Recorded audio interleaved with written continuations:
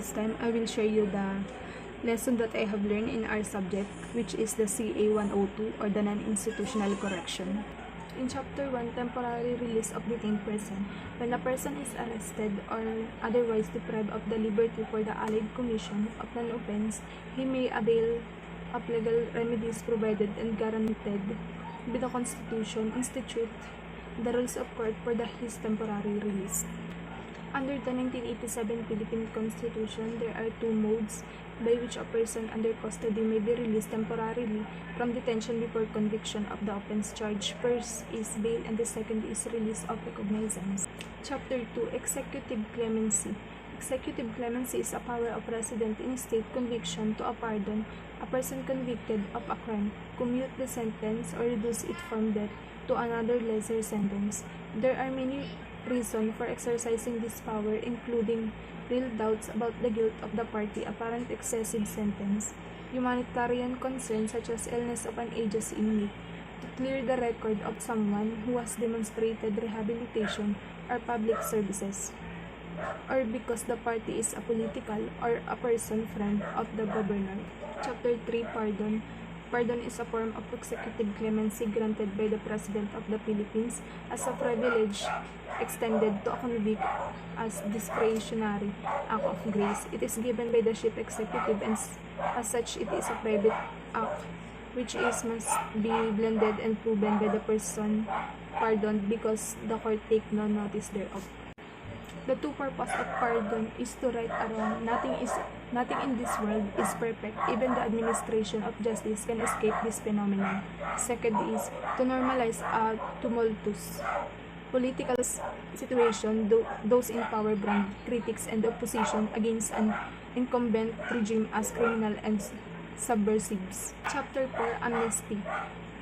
From the Greek word amnestia, amnesty is an act of sovereign power granting oblivion of general pardon for past offense and rarely, if ever, exercised in favor of single individual, is usually exerted in behalf of certain classes of persons who are subjected to trial but not have been convicted.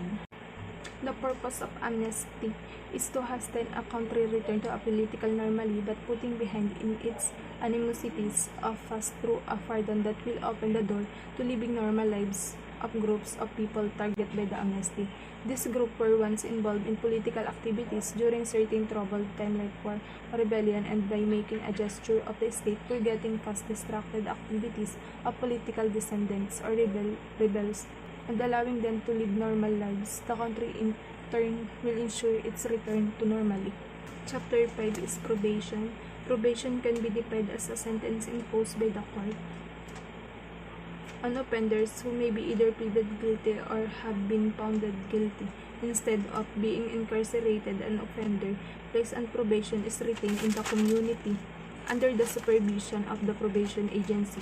The offender is provided with supervision and service. Continuation of probation depends on the offender complies with the rules and conditions of the probation sentence.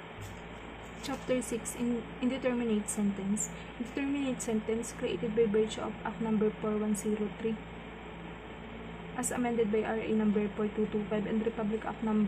4203 on June 19, 1965. Act No. 4103 is an act to provide for the indeterminate sentence and parole for all persons convicted of a certain crime by the Court of the Philippine Islands, to create a board of indeterminate sentence, and to provide funds therefor and for other purposes. In this sentence, which is the indeterminate sentence,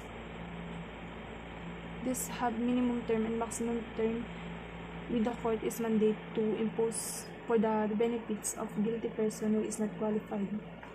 Indeterminate sentence and parole were introduced in our penal correctional system on December 5, 1992.